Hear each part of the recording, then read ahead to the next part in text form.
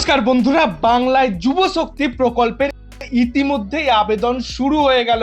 কারা কারা টাকা পাবেন ও কারা পাবেন না, কি কি ডকুমেন্টস তোমাদের লাগবে, কোথায় গিয়ে আবেদন করবে, সমস্ত কিছু স্টেপ বাই স্টেপ এই ফুল ভিডিওতে তোমাদের সাথে শেয়ার করে দেবো। এবং যারা যুব সাথী প্রকল্পের মার্চ বা এপ্রিলের কোনো টাকাই পাননি, তারা কি এই যুব শক্তির টাকা পেতে পারবেন, সমস্ত কিছু এই ভিডিওতেই তোমরা জানতে পারবে। অবশ্যই ভিডিওটিকে সম্পূর্ণ দেখার চেষ্টা করো, আমরা সেই সরাসরি ডিটেলসটি তোমাদের সাথে শেয়ার করে দিচ্ছি। এখানে তোমরা এবার দেখে নাও যে রাজ্য সরকারের তরফ থেকে কি জানানো হয়েছে, কিভাবে তোমরা এই যুব শক্তি প্রকল্পের আবেদন করতে পারবে এবং ৩,০০০ টাকা করে নিজেদের ব্যাংক অ্যাকাউন্টে প্রতি মাসে পেতে পারবে। ভোটের আগেই রাজ্যে পূর্ববর্তী মমতা সরকার যুবসাথী প্রকল্প এনে রীতিমতো হইচই ফেলে দিয়েছিল। রাজ্যের বেকার যুবক যুবতীদের জন্য বেকার ভাতার ব্যবস্থা করেছিল তৃণমূল সরকার। তবে ২৬-এর বিধানসভায় ভোটের সরকার বদলেছে, তৃণমূলকে সরিয়ে বিজেপি এসেছে। তারপর থেকেই কিন্তু এই যুবসাথী প্রকল্পের ভবিষ্যৎ নিয়ে জল্পনা তৈরি হয়েছে। সরকার বদলে যাওয়ার পরে কি মিলবে যুবসাথী প্রকল্পের টাকা? জানিয়ে রাখি যে যুবসাথীর বদলে যুব শক্তি প্রকল্প চালু করেছে বিজেপি সরকার। বিধানসভা নির্বাচনের আগে এই যুব শক্তি ভরসা কার্ড চালু করা হয়। ক্ষমতায় আসলে রাজ্যে বেকার যুবক যুবতীদের প্রতি মাসে ৩,০০০ টাকা করে ভাতা দেওয়ার একটি প্রতিশ্রুতি সেই সময় দেওয়া হয়েছিল।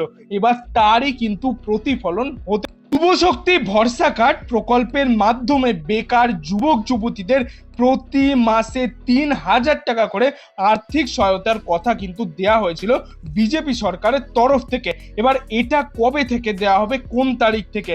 ১লা জুনই কিন্তু তোমাদের ব্যাংক অ্যাকাউন্টে যুব শক্তি প্রকল্প বা তোমাদের মাতৃশক্তি ভরসা কার্ড, যেটা অন্নপূর্ণা ভান্ডার প্রকল্প, তারই কিন্তু টাকা তোমাদের সরাসরি নিজস্ব ব্যাংক অ্যাকাউন্টে ঢুকবে। এবার এটা কিন্তু অনলাইন পোর্টালের মাধ্যমেই তোমাদেরকে আবেদন করতে হবে। কোনো রকম কোনো দুয়ারে সরকার ক্যাম্প কিন্তু বসানো হবে না, যেটা তৃণমূল সরকারের আমলে বসানো হয়েছিল।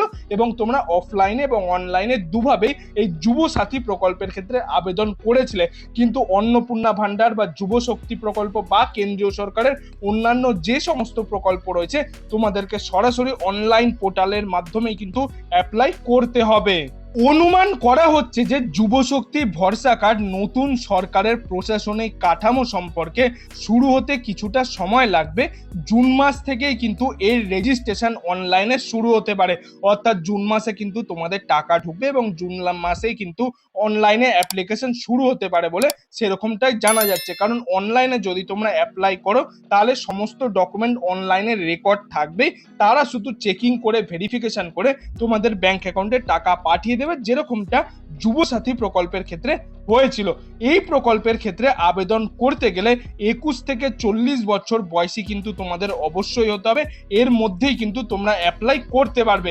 এবং আগে যেটা ১,৫০০ টাকা করে যুব সাথী প্রকল্পের ক্ষেত্রে তোমরা পাচ্ছিলে, মার্চ ও এপ্রিল ২ মাস তোমরা পেয়েছো, এবার থেকে সেটাকে ডবল করে ৩,০০০ টাকা করে জুন মাস থেকে তোমাদের নিজস্ব ব্যাংক অ্যাকাউন্টে ঢুকতে চলেছে। এবং এখানে আরো জানানো হয় যে যুব সাথী প্রকল্পের আওতায় প্রতি মাসে ১,৫০০ টাকা করে আর্থিক সহায়তা দেওয়ার কথা বলা হয়েছিল, কিন্তু ৫ বছর, অর্থাৎ তৃণমূল আমলে কিন্তু বলা হয়েছিল ৫ বছর কিন্তু তোমরা ১,৫০০ টাকা করে পেতে পারবে। কিন্তু বেকার ভাতার আওতায় ২১ থেকে ৪০ বছর বয়সী যারা বেকার যুবক যুবতীরা রয়েছে, তারা কিন্তু মাসিক এই ভাতা পাচ্ছিল। যুব শক্তি ভরসা কার্ডের ক্ষেত্রে কিন্তু ৫ বছর নয়, যতদিন পর্যন্ত তোমরা চাকরি না পাবে ততদিন পর্যন্ত কিন্তু তোমরা এই যুব শক্তি প্রকল্পের টাকা পেতে পারবে। মমতা বন্দ্যোপাধ্যায়ের নেতৃত্বে আগের সরকার ২১ থেকে ৪০ বছর বয়সী বেকার যুবক যুবতীদের কিন্তু ১,৫০০ টাকা করে দিয়েছিল, যার নাম যুব সাথী। যদিও অনেকের অভিযোগ যে দ্রুত চালু হওয়ার কারণে কিন্তু অনেকেই এই যুব সাথী প্রকল্পের টাকা এখনো পর্যন্ত পেতে পারেননি।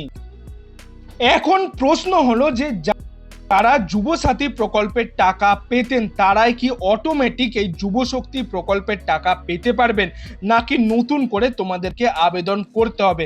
এছাড়াও অনেকের মনে প্রশ্ন জেগেছে, যারা যুবসাথী প্রকল্পের টাকা যেই অ্যাকাউন্টে পাচ্ছিলেন সেই অ্যাকাউন্টেই কি যুবশক্তি প্রকল্পের টাকা ঢুকবে, বা যারা যারা এখনো পর্যন্ত যুবসাথী প্রকল্পের টাকা পায়নি তারাও কি যুবশক্তি প্রকল্পতে আবেদন করতে পারবে? তার জন্য নবান্নর তরফ থেকে কি জানানো হয়েছে দেখে নাও। নবান্ন সূত্রের খবর, পুরনো এবং নতুন ধরনের আবেদনকারীকেই নতুন করে কিন্তু আবেদন জমা করতে হবে।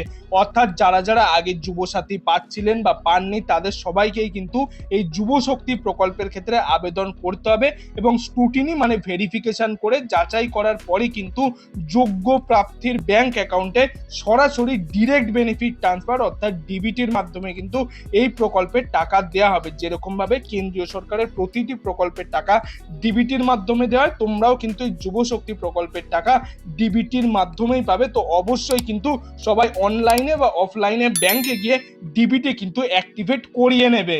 এবার দেখে নাও যে আবেদন করতে কি কি ডকুমেন্টস তোমাদেরকে দরকার পড়বে, প্রয়োজনীয় কাগজপত্র কি কি লাগতে পারে। আধার কার্ড, ভোটার আইডি কার্ড এবং মাধ্যমিকের প্রবেশপত্র বা শিক্ষাগত যোগ্যতার মার্কশিট, এমপ্লয়মেন্ট এক্সচেঞ্জের রেজিস্ট্রেশন নাম্বার। অনেকেই এমপ্লয়মেন্ট এক্সচেঞ্জে কিন্তু আবেদন করে রাখেন বা একটি নাম্বার বানিয়ে রাখেন, সেক্ষেত্রে তোমরা ওই নাম্বারটা দিতে পারো। এবং ব্যাংকের পাসবই বা সাম্প্রতিক একটি পাসপোর্ট সাইজ ছবি, যেগুলো তোমরা যুবসাথী প্রকল্পের ক্ষেত্রে আবেদন করার সময় ডকুমেন্টস দিয়েছিলে, সেই সমস্ত ডকুমেন্টসই কিন্তু তোমাদের যুবশক্তি প্রকল্পের ক্ষেত্রে আবেদন করতে লাগবে। এই সমস্ত ডকুমেন্টস অবশ্যই তোমরা জোগাড় করে রাখবে। তো বন্ধুরা, এই ছিল আজকের কিছু আপডেট। এই আপডেটটি যদি আপনার ভালো লাগে তাহলে একটি লাইক করে দেবেন এবং বন্ধু বান্ধব আত্মীয় স্বজন সবার মধ্যে এই ভিডিওটি শেয়ার করে দেবেন, তারাও যাতে এই যুবশক্তি প্রকল্পের নতুন আপডেটটি সম্পর্কে জানতে পারে। এবং আপনি যদি আমার চ্যানেলের নতুন দর্শক হয়ে থাকেন তাহলে চ্যানেলটি অবশ্যই সাবস্ক্রাইব করে পাশে বেল আইকনটি অল করে দেবেন এরকম গুরুত্বপূর্ণ আপডেটগুলি পাওয়ার জন্য। এতক্ষণ ভিডিওটি দেখার জন্য আপনাদের সবাইকে অসংখ্য ধন্যবাদ।